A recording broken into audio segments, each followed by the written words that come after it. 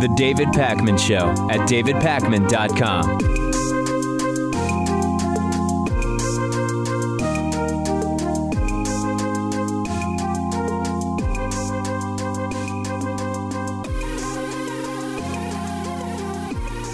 I've been thinking quite a bit about the impeachment of Donald Trump, the possible impeachment of Donald Trump, and clearly our audience has been thinking about it as well. Last week during live calls, we received a number of calls about the possible impeachment of Donald Trump, and I want to talk about the political repercussions of impeachment, not about whether it is or isn't warranted. It may well be warranted, and we'll find out more about that. Who knows? Almost daily, we're finding out more about that. But impeachment really could backfire. And I've read many pieces about this over the weekend, which have only heightened my concerns about the path forward if there were to be an impeachment of Donald Trump. So let's run through some scenarios. And remember, impeaching the president is not removing the president. Impeachment is the start of a possible removal of the president. Clinton was impeached, remained in office for his full 2 terms. So the sort of obvious scenario that we've been talking about is, okay, well, Trump gets impeached, gets removed. Mike Pence becomes president of the United States. Dangerous right-wing ideologue, could be likely less scandal-ridden than Donald Trump. That means he would probably get more done. Might set up Republicans to do better than they otherwise would in 2018 or 2020. That's not a particularly good scenario, but there are other scenarios that could actually be just as bad for progressives. First of all, as Jeff Olson pointed out in a piece in thesetimes.com, if Democrats can't impeach Trump alone, let me put it a different way. Democrats can't impeach Trump by themselves. They need some Republicans. So first of all, if you have a sort of Democratic promoted impeachment really publicly without any Republican support, that could completely and totally backfire. You need a simple majority to impeach in the House of Representatives, as well as a 2/3 majority in the Senate in order to sort of convict the president during impeachment proceedings. It could be done with all Democrats and a few Republicans. But that would be a great situation for Republicans if Democrats lead an impeachment and then it fails on the conviction side. If that happens, Donald Trump is completely re-energized and empowered. And I think that that's a really, really dangerous scenario. Now, let's consider a different scenario. If Donald Trump is convicted and impeached, you have Trump give way to Mike Pence, reliable for religious conservatives, helps the Republican brand.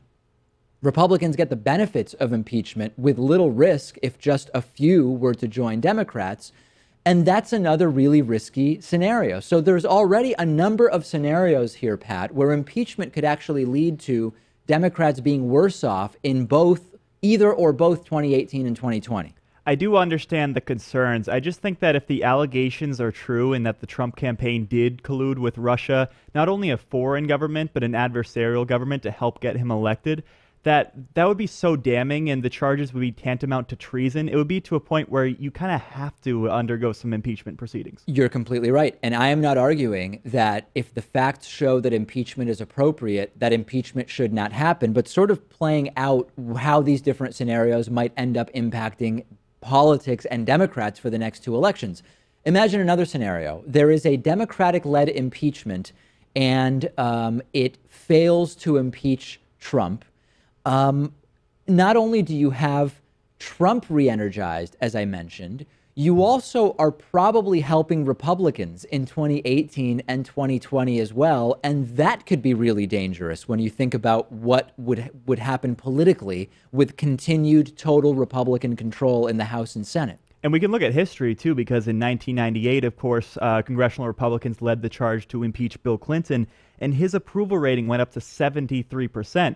Now, I think part of that has to do with the reason that they tried to impeach Bill Clinton over a sex scandal. This is far more important, but you can see how it can backfire so easily. It could also backfire. A failed Democratic-led impeachment could backfire because the progressive movement right now is hugely energized. Do you realize what would happen to the progressive movement that is so energized right now if Democrats manage to start impeachment proceedings with the help of just a few Republicans, and those proceedings fail to remove Donald Trump, I don't know if you agree with me, Pat, but that would hugely deflate the momentum of the progressive movement that is so energized right now. I think it would also deflate the Trump agenda for some time, though. They wouldn't be able to really talk about health care and tax reform if they're distracted by impeachment proceedings. And I think that could help run out the clock to 2018 and 2020. The run out the clock idea I want to get to in a second. Before I do that, though, what if Republicans realize, you know what, Trump is toxic? We need to lead impeachment. That's better for Democrats, right? Because obviously Democrats would support that impeachment if Republicans are leading it. There would be some Republican voters who respect Republicans saying, hey, you know what? Not for the good of my party, but for the good of the country, I, as a Republican, will support the impeachment of Donald Trump. But you would have tons of Trumpists that would be mad at their senators and members of Congress. They might not vote at all in 2018 or 2020, or they might vote Democratic to punish those representatives that they're angry with. That's a better scenario, but it still might have the potential to put Mike Pence in to quietly destroy the country in far less scandalous way or fashion than Donald Trump. So the best scenario, and this sort of gets to what Pat was alluding to, the best scenario might be no impeachment. Trump stays in, riddled with scandal day after day, and is able to get nothing done, with the idea that the Democrats take over in the House and or Senate in 2018. I know it's a tall order. They take over the White House in 2020. Who's talking about the Senate voting on the Affordable Care Act repeal right now? Nobody. You know why? Because it's scandal after scandal every single day. Who's talking about that abortive Donald Trump tax plan right now? No one, because it's Trump scandal day in and day out, investigation day in and day out. We're already sort of seeing what it could be like, and that's kind of what you're talking about, Pat, in terms of running out the clock. Trump staying in riddled with scandals for the next 3 years might actually be the best way to keep progressive engagement up and not put Democrats at risk in the next two elections. And I think the potential of that happening is why it's a possibility that Republicans could lead the effort to impeach Trump. Right. But if that was to happen, I think Democrats might catch on as to what they're trying to do, just trying to get Pence in there real quick. To be super clear, this does not mean that the Russia investigation shouldn't happen. This doesn't mean that I think Donald Trump is clean. This is merely a discussion of the repercussions of how an impeachment could affect the path forward. And I look forward to hearing from you about this. I have a feeling that there will be many in our audience who agree and many in our audience who disagree with me. Remember that now legendary meeting in the Oval Office between Donald Trump and Russia officials the day after Donald Trump fired James Comey, during which Donald Trump spilled classified secrets to the Russians? More details have now surfaced about that meeting over the weekend, and it is an absolute and total abomination.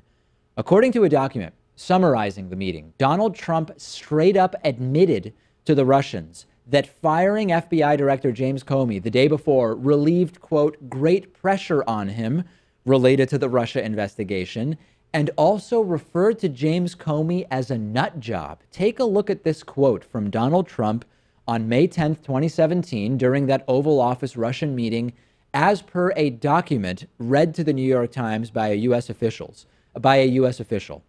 I just fired the head of the FBI. He was crazy, a real nut job. I faced great pressure because of Russia. That's taken off, later saying, I'm not under investigation. I know. The committed Trumpist will say, David, that's fake news. It's speculation. It's not true. It's based on what one U.S. official read to the New York Times over the phone. But just like with the first reports from this meeting, Sean Spicer, the White House press secretary, is not disputing the account of the meeting, including these comments. He merely defended the firing of James Comey. Do you realize that Donald Trump has been more upfront with the Russians in terms of why he fired James Comey than he was with the American people? And it seems like he's not even trying to deny these stories when they come out. Whenever the Washington Post or the New York Times has some sources tell them a transcript of what happened during these meetings. Trump either goes on Twitter and explains why he did it, or Sean Spicer goes on and defends why Trump fired Comey, rather than say, oh, no, he would never call him a nut job, because they are admitting to these things. They are doing these things. And interestingly, according to legal expert Jeffrey Toobin, this is getting close to a confession to the crime of obstruction of justice. Check out Jeff Toobin on CNN. Well, if you just parse the words that Donald Trump says, it does seem very close to a confession of obstruction of justice. I mean, he is talking about James Comey, who was investigating him and his campaign in connection with the whole Russia campaign matter, and he says, I fired him, and the pressure's off. I mean, it doesn't seem much more complicated than that. You know, the insults, the nut job, crazy, whatever, I mean, you know, people can judge whether that kind of talk is appropriate or not, but I don't think it's legally all that significant. What's significant is that he's saying that there was pressure, and he got rid of it. That seems pretty straightforward to me. So then Wolf Blitzer asked the right question to Jeffrey Toobin about intent here, and Jeffrey Toobin addresses that as well. How does that fit into building a case for intent? Well, I think the words speak of his intent. He thought this investigation was a problem, and he got rid of it. Now, apparently, the latest justification is that this was some kind of four-dimensional chess that he was playing with the Russians, and this was designed to advance the foreign policy interests of the United States. So to be clear, the White House defended these words by Trump, did not dispute them. So to me, that means these were the words that were said, and we can analyze them. Trump said he, quote, faced great pressure because of Russia. That's interesting. And it's interesting because publicly, we don't really know exactly what type of pressure he was facing, because we don't know what the investigation has turned up so far, and we don't know what the White House knows about what the investigation has turned out so far. So that's potentially huge. And again, the White House is not disputing any of this. They are defending the firing, which means that contrary to what the White House originally said was the reason for the firing of James Comey, the real reason was to cut the Russia investigation short. Do you understand, Pat? Well, I'm guessing you get it, but do you understand? Does anybody understand? The White House is admitting that they lied about why they fired James Comey, and the real reason may be the crime of obstruction of justice. And it's just so insulting to the American people because he's not even trying to cover his tracks. I mean, John Oliver is calling this stupid Watergate because this has all the malicious intent that Watergate had, all the potential consequences, but everyone in that office is just so incredibly stupid they can't even deal with the controversy. The incompetence is what's striking about it. And hey, you know what? I can sleep easy at night because at least Trump didn't use a private email server or wear a light-colored suit when he was talking about something really, really serious, because that would really be bad. That would be the real scandal. That would be the real scandal. Send me your thoughts. Obstruction of justice, what do you think? I'm on Twitter at @DPacman. The show is on Twitter at David Pakman Show. We'll be back after this. The David Pakman Show at davidpakman.com.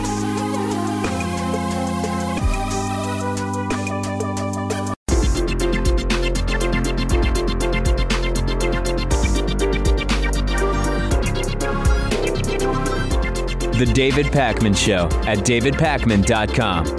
Today's new member of the day is Catherine Alexis. Catherine, thank you so much for being a David Pakman Show member. This is viewer and listener supported media.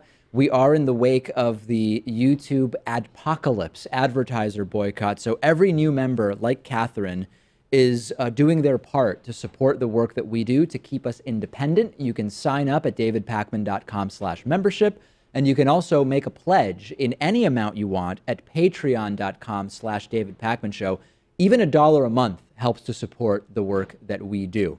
We have now heard from Republican Senator from South Carolina, Lindsey Graham, who says that Special Prosecutor Robert Mueller's investigation into possible collusion between the Trump campaign and Russian officials is now a criminal investigation. What does that mean? And does it even make a difference? Let's first hear from Senator Lindsey Graham. As general consensus, it was a good decision to pick a special counsel. A lot of confidence in Mr. Mueller. I think the shock to the body is it's now considered a criminal investigation, and Congress's ability to conduct investigations of all things Russia has been severely limited, probably in an appropriate fashion. So I think a lot of members want the special counsel to be appointed, but don't understand that you're pretty well knocked out of the game. Oh, come on. There have probably been no crimes committed here. with some exceptions. If you missed that reference, last week we did that story about how Trump's lawyers said that there is absolutely no Russian income on Donald Trump's tax returns with some exceptions, which is sort of like saying I've never killed anybody with some exceptions. So a few things here. First is that it always sort of was a criminal investigation. It was always potentially criminal. There's no real surprise there. So I actually don't know that the literal statement of this from Lindsey Graham actually changes anything materially. No, I just think that because Republicans are saying it, it becomes more significant. It's like how John McCain said this week that this scandal compares to Watergate in size and scale. Sure. Once you have these quotes, it appeals to people and it makes it appear as though there's a lot more going on. But this is relevant in a sense, which is now that the investigation that's going to be led by former FBI Director Robert Mueller as special prosecutor, now that it's going to be looking at crimes specifically, number one, that doesn't necessarily mean that one was committed, but there's another relevant factor, and we found out just an hour ago how relevant this is. Now that this is a criminal investigation in the more formal sense with the appointment of the special prosecutor, it obviously involves Michael Flynn, and it protects Michael Flynn in a sense from being subpoenaed by other investigations potentially, since he is, after all, part of a criminal investigation by the FBI special prosecutor. And we learned just an hour ago that indeed Michael Flynn is going to be pleading the fifth when it comes to the subpoena to testify in the Senate intelligence investigation. We're going to deal with that more tomorrow. So big picture, this doesn't really change anything because Lindsey Graham said it. But the other bit of news, which might actually sort of come to a head in the next couple of days, is that a White House advisor close to Donald Trump is now considered a person of interest in the Russia probe, and it is believed to be Donald Trump's son-in-law, Ivanka Trump's husband, Jared Kushner. The initial news, according to people familiar with the matter, was reported in the Washington Post, and it was, hey, someone who is close to the president is now a person of interest in this investigation. Within hours, or maybe within a day, the consensus was that it's Jared Kushner. Kushner was documented as having met with the Russians. He was documented as having not disclosed many meetings with Russians, not disclosing meetings with the head of a Russian bank that is under U.S. sanctions. A person of interest, that doesn't mean you're a suspect. Often it's a precursor. People are persons of interest before becoming suspects. This is another sort of step closer to the current White House in terms of where the investigation is, and potentially huge. Yeah, that would be a big blow to the Trump White House because, of course, Jared Kushner follows Trump wherever he goes. He's in charge of these big tasks like solving peace in the Middle East and taking care of veterans' affairs and government reform. That would be surprising. We will follow it, and we will see if we ultimately get some kind of formal determination that indeed it is Jared Kushner. At this point, so many things up in the air. We will have to wait and see, at least on some of these issues. Let's talk about impeachment, but in a slightly different way. We've been talking about the possibility of Donald Trump getting impeached, the pros, the cons, what might cause this to happen, like the possibility of him having committed obstruction of justice with the firing of James Comey, asking James Comey to drop the Michael Flynn investigation. Now we found out what he told the Russians, that he was less concerned about the investigation after firing James Comey. These are all actions by Donald Trump that point to him trying to impact the Russia investigation. This could lead to an impeachment, okay? If impeachment proceedings happened, they probably still wouldn't happen for a while, but we've learned that the White House is preparing for impeachment. They are starting to research impeachment. Two White House officials that were briefed on the situation said that the White House attorneys are beginning to do research and prepare for how they will defend the president against a possible impeachment proceeding. These lawyers are consulting legal experts who specialize in impeachment procedures. The officials say that this has been going on for about a week, and we found out early last week that Donald Trump's personal lawyer, Michael Cohen, already a questionable character that we've talked about on the show before, actually visited the White House to talk to Trump about needing to hire personal lawyers for himself. If the White House wasn't worried at all about impeachment, Pat, they wouldn't be doing this, right? Yeah, I think this is one of the few cases of the White House allocating their resources in the proper areas, because if it wasn't a threat, they wouldn't put their money and their attention into this. They would be focusing on the merits of a travel ban or trying to protect from Trump's financial disclosures, all of these other things. Although when I read about this, it crossed my mind. Maybe Trump called in lawyers and said, hey, can we research how we could impeach Obama somehow? That'll really show them. It crossed my mind because with everything, Trump has been sort of operating on the idea of, oh, they're doing X, let's do X to them. And of course, it's not really going to work here because Obama's gone. No doubt that part of the reason they became more concerned was the appointment of Robert Mueller as special prosecutor, right? If you're sitting in the White House and you fire you fire Comey because of what was going on with the investigation with Russia, et cetera, and then immediately a special prosecutor is appointed, I can't imagine that that's thrilling to you. Yeah, it's amazing the mental gymnastics they're able to undergo. I was watching some One America News over the weekend, and they were talking about how the firing of James Comey could reopen the Hillary Clinton email investigation. Right. That's like a hardcore right-wing thing, right? I've seen a couple clips of that. OANN, the One America News Network or something like that. Yeah, it's phenomenal, as if she's even relevant at this point. Friday, it was leaked by someone that the Justice Department that the FBI started looking into the cover-up of the entire investigation thing. And as we know from history, often it's not the transgression itself, but the cover-up that gets people. And we will see if that happens here. When you think about it, impeachment might actually be a better move for the Republican Party than for the Democratic Party. I'm not going to totally rehash that. We did that story in the first segment of the show.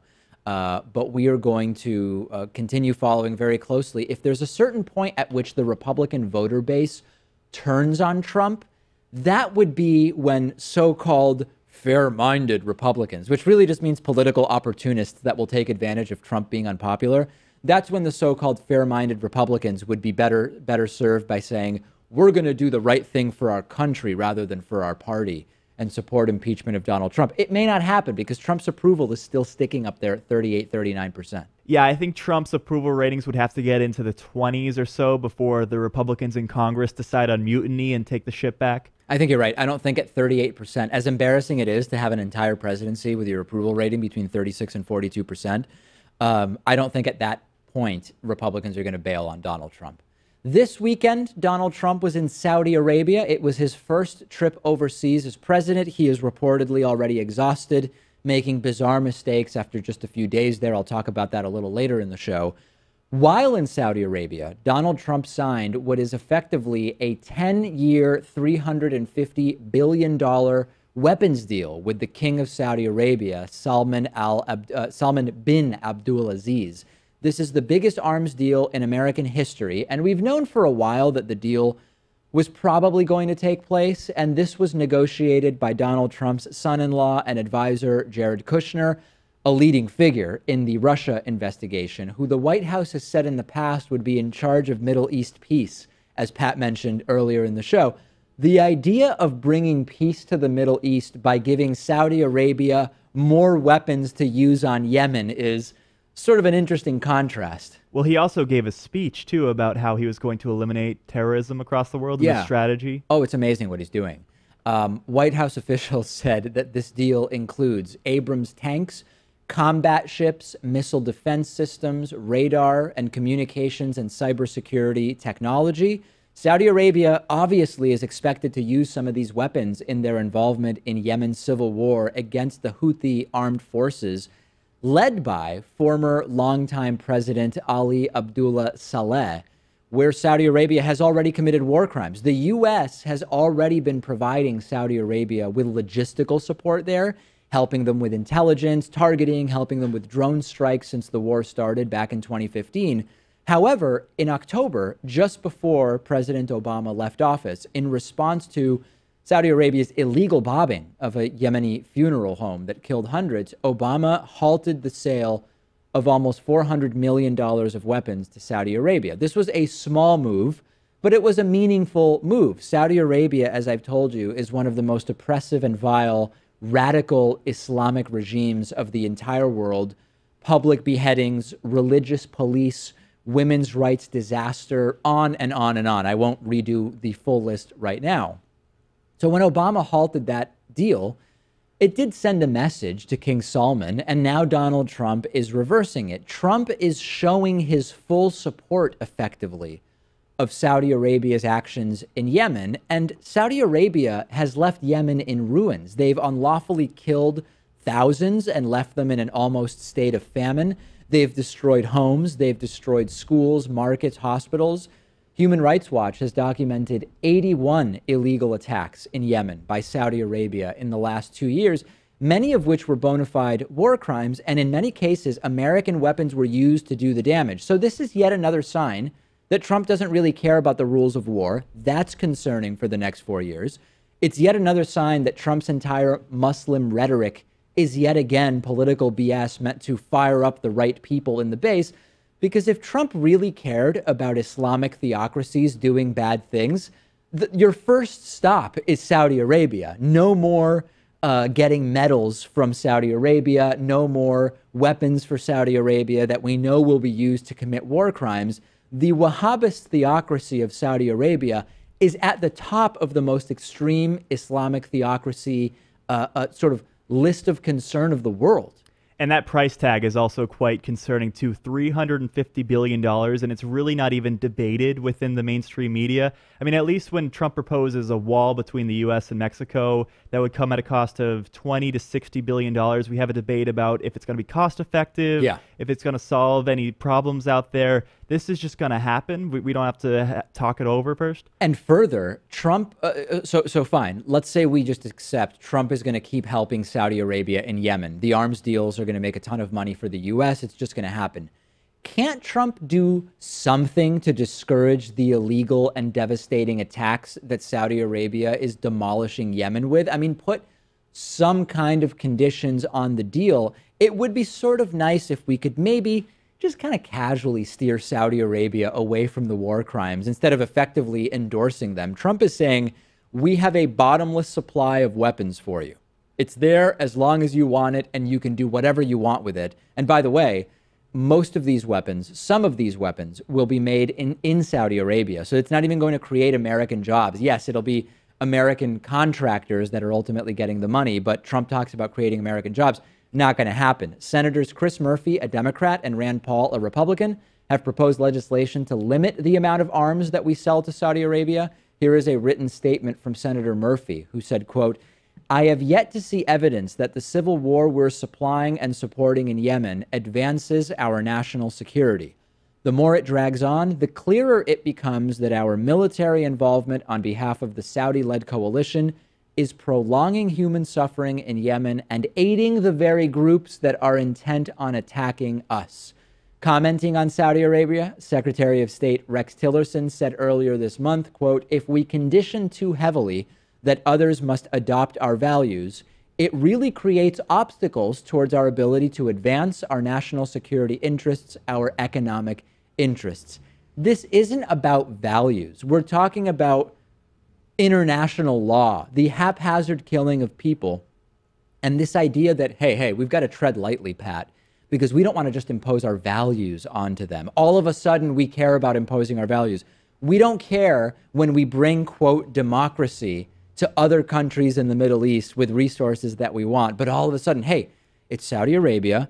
We'll give them the $350 billion in arms, but we're not going to impose our values on them because it just wouldn't be polite. And we're talking about a country in Saudi Arabia that still beheads people. We did a story 2 weeks ago about maybe there would be somewhat progressive in terms of allowing women to drive, not having male guardians anymore. Right. And yet this is one of our top 2 allies in the Middle East. And on top of that, with Trump, there's always a double standard. The Trump during his campaign complained about how Obama, Hillary, and Democrats were selling weapons to Saudi Arabia, and now he's doing the exact same thing. That's not really news. America has sold weapons to the Saudis for ages. The news is that Trump was so against it when Obama did it, but now it's something that he has absolutely no problem with. Many people talking about this with us on our Reddit discussion forum. Check it out at davidpakman.com/Reddit. The David Pakman Show at davidpakman.com.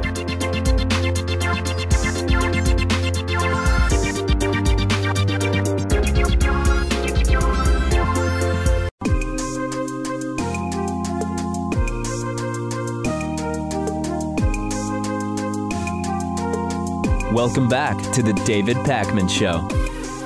I'm joined today by Richard Freeman, who holds the Herbert Asherman Chair in Economics at Harvard University. He is currently serving as faculty co-director of the Labor and Work-Life Program at the Harvard Law School and is also a senior research fellow in labor markets at the London School of Economics' Center for Economic Performance. Richard, it's so great to talk to you. We're going to talk today, at least loosely, about what is being described by some as the decline of men. Now, this is sort of a hot button phrase to even use because, as I'm sure you know, there's this movement called the men's rights movement, which is often overlapping with anti-feminist movements, sometimes separately, sometimes overlapping.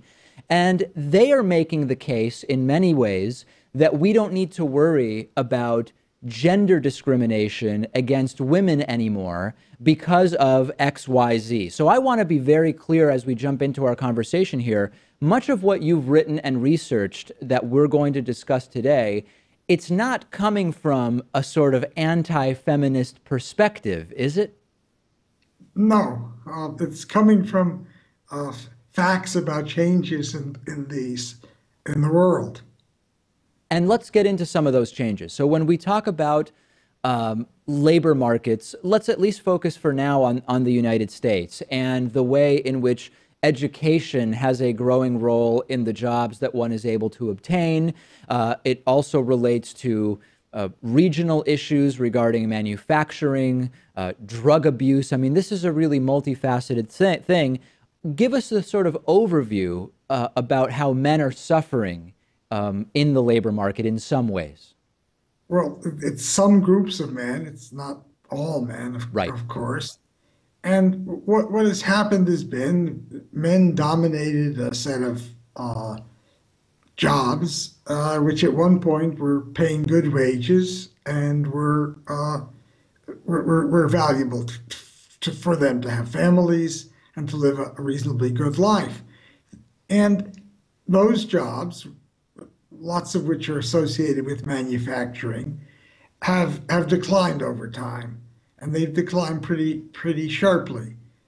And the kind of men who were able to make good lives for themselves and their families through those jobs tended to be less educated men. I think of these as being jobs where manual skills were needed, and we now have foreign competition with low-wage manual workers, and we have lots of automation and robotics. So these men have a problem in the job market.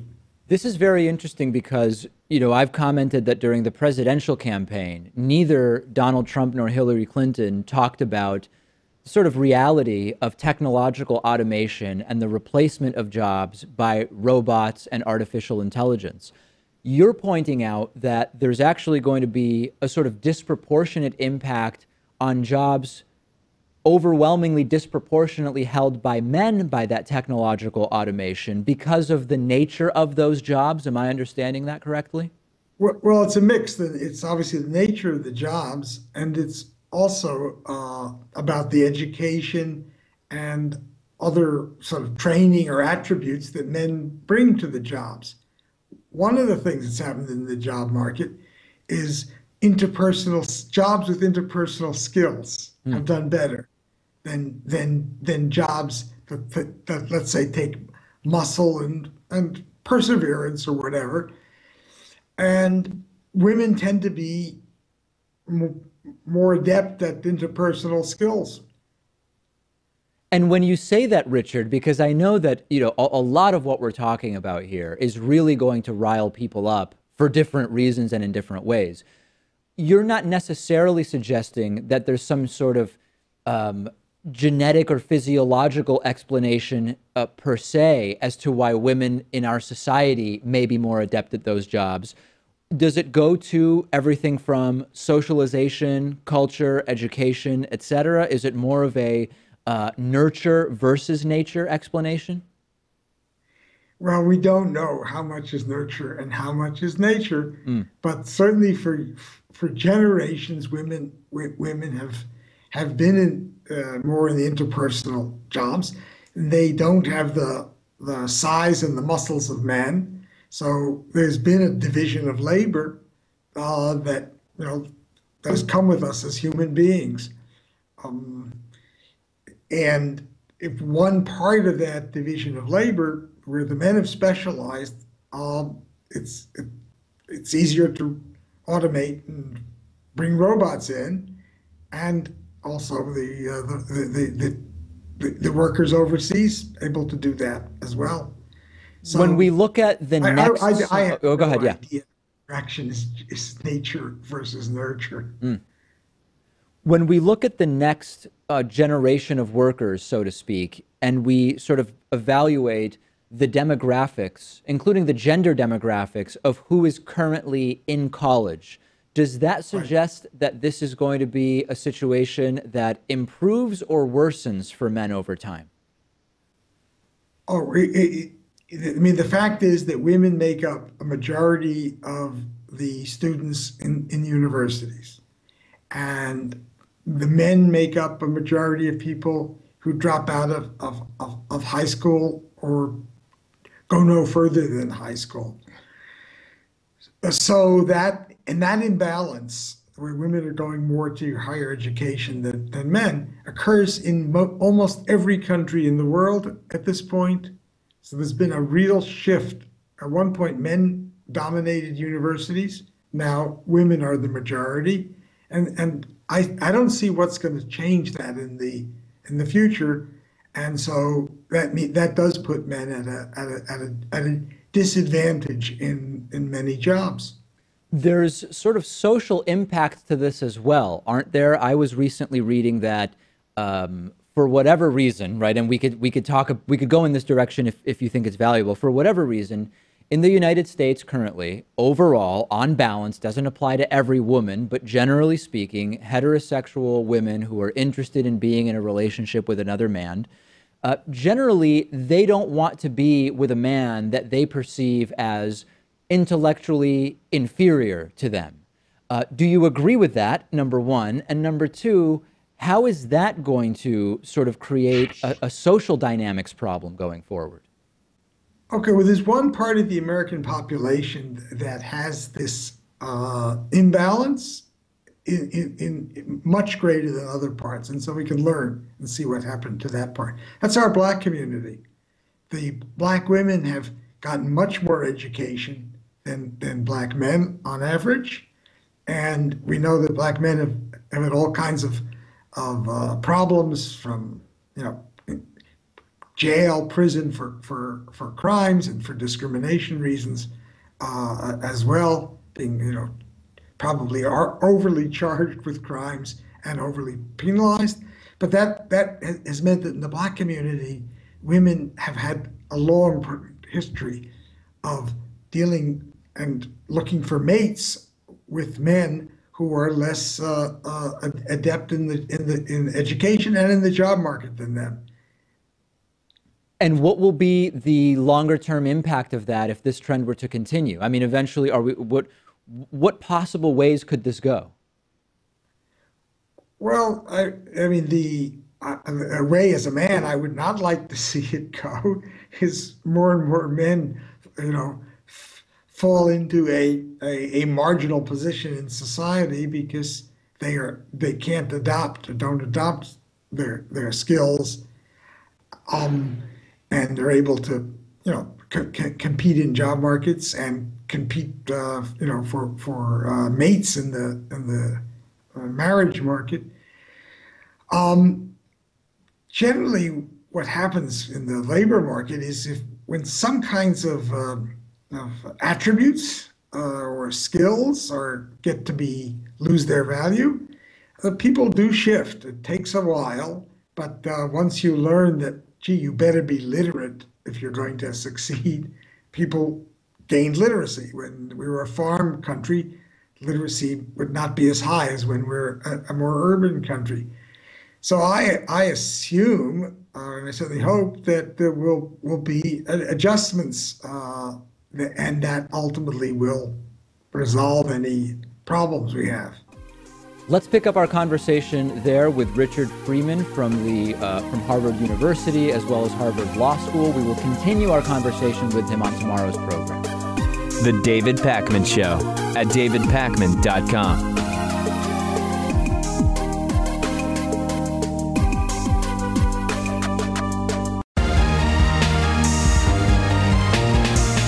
The David Pakman Show at davidpakman.com.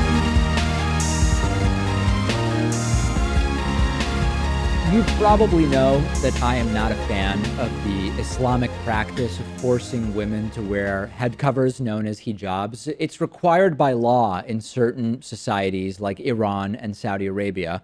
But I am a fan of calling out reckless hypocrisy by elected officials whenever it arises. And this weekend, Donald Trump, as I told you earlier in the show, visited Saudi Arabia to meet with government leaders and sign a massive, obscene weapons deal that rewards the worst kind of extremism that Donald Trump claims to be against.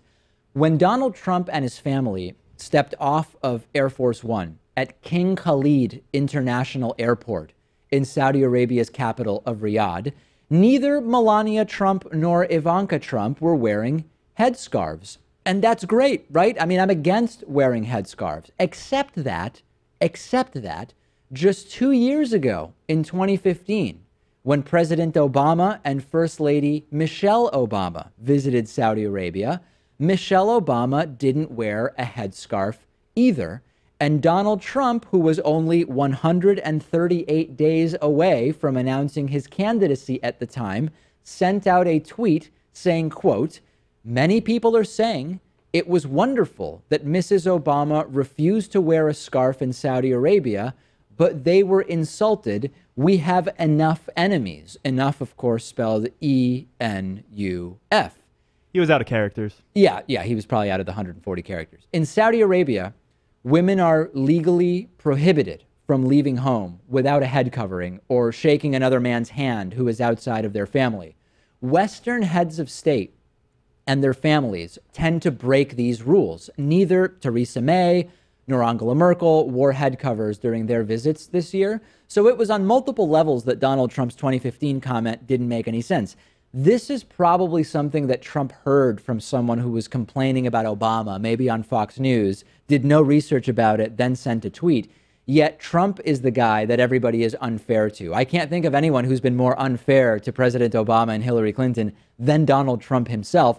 Pretty much everything Trump does, Pat, you can find a tweet where he criticized Obama or Hillary Clinton for doing the exact same thing. I mean, just given his position on Islam and the typical right-wing talking points, you'd think that this is one of the things he'd be okay with Michelle Obama not wearing a headscarf? You would think so, but yet still, he slammed her for this back when President Obama was still president. And this hypocrisy, it might actually rise to the level of something a reporter would ask Donald Trump about or ask Sean Spicer about during a press briefing. We're talking about women's rights and diplomacy. There are actually some important things here. But with the absurdity every single day of the Trump presidency, this almost doesn't even register. It's a hypocrisy that is worth pointing out. But there's so many other scandals every single day. And this is not the only hypocrisy, by the way, from Donald Trump's visit to Saudi Arabia. Donald Trump tweeted that it was bad when President Obama bowed to the Saudi king in public, even though it wasn't really clear that President Obama bowed to the Saudi king in public. And then there's a picture, which we have up on the screen for our TV and YouTube audience right now. And it looks like Trump is also bowing in sort of earnest reception of some kind of medal from Saudi Arabia. So is there anything, Pat, is there anything that Donald Trump has slammed his predecessor for that he is not guilty of himself? If you're accepting a necklace or some sort of award from the Saudi king, yeah, you kind of have to bend down, though, don't you? Because that's how he's able to put it over your head. Trump is kind of a tall guy. Hey, if you want to defend the still image with that, by all means. And I think you could make the same case that Obama was shaking hands with somebody who was also much shorter than him, right? I mean, I think it's the same argument you can make. But yeah, no, I know what you're saying. And that picture also going viral. There's a Reddit now, a subreddit. I think it's called Trump Debates Trump or Trump Argues with Trump or something like that. And it's just links to things Trump has said, and then links to Trump things where it evidences Trump doing the exact opposite. It's really, really good. Yeah, I mean, before it was about policy issues. He changed his mind when it came to abortion and gun rights and gay marriage. But now it just is, quotes and these more trivial things that he criticized his predecessor for doing the exact same thing. It's at the low level and it's at the high level. It's just everywhere with Donald Trump. Speaking of which, Donald Trump used to blame President Obama for looking tired. He has now bailed on an event during his Middle East trip due to exhaustion that is being widely reported. Ivanka Trump spoke at the Tweeps Youth Forum in Riyadh, an event to talk about combating extremism on social media, because Trump was just too tired. Trump abruptly skipped the event on the second day of his trip in Saudi Arabia. And the day before, he was due to meet with Israeli leaders to negotiate a peace process with Palestine. He was already exhausted. A White House official was asked by reporters, why is Trump deviating from his prepared speech earlier to Muslim leaders about fighting Islamic terrorism? He said something like Islamic versus Islamist, or there was some word that he changed. And the response from the White House was that Trump is, quote, just an exhausted guy. Donald Trump attacked Obama for looking tired. Donald Trump attacked Hillary Clinton for her, quote, lack of stamina when footage captured her being helped into a car after a 9/11 memorial ceremony in New York City. Remember when Donald Trump tweeted, quote, Hillary Clinton doesn't have the strength or stamina to be president. Jeb Bush is a low-energy individual, but Hillary is not much better. During the first 2016 presidential debate, Donald Trump said that Hillary Clinton doesn't have the stamina to be president. In fact, he's talked about more than just Hillary Clinton. There have been countless tweets that Donald Trump sent out indicating that other people look tired. Obama looks exhausted and beaten. President Obama looks absolutely exhausted, not a natural leader. Bernie's exhausted. He just wants to shut down and go home to bed. I always said that Debbie Wasserman Schultz was overrated. The Dems convention is cracking up and Bernie is exhausted. No energy left. May I remind people that Donald Trump's doctor said, as we see other comments about Bernie being exhausted and other people being exhausted, that if elected, Trump would be the healthiest individual ever to be elected to the presidency. This is actually not something to make fun of, honestly. I mean, it appears as though Trump can't keep up with it.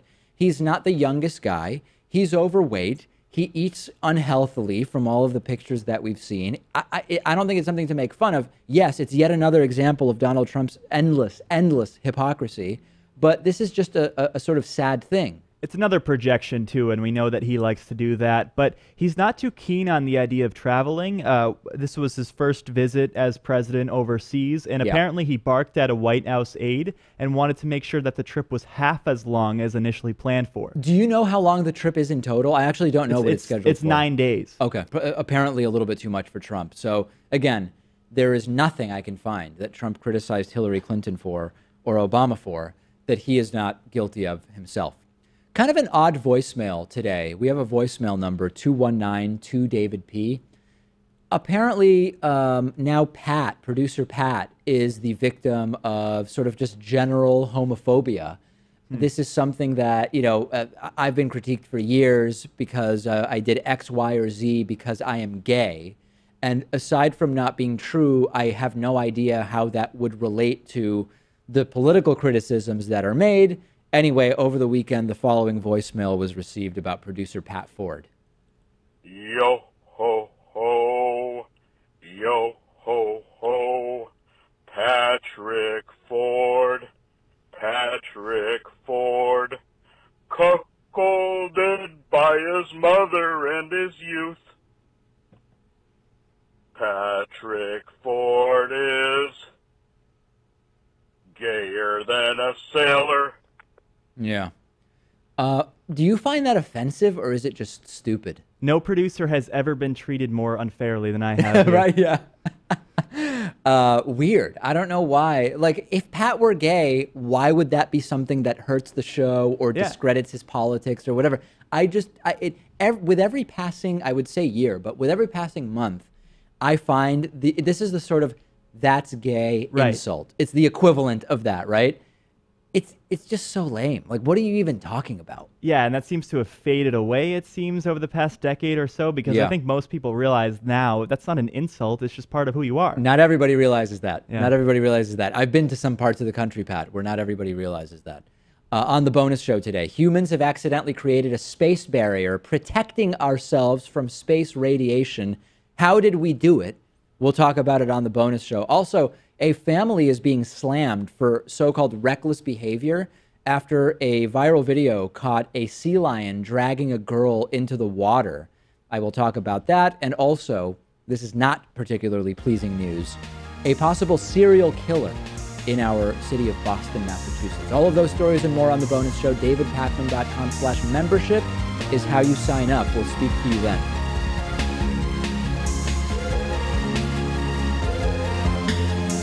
The David Pakman Show at DavidPakman.com.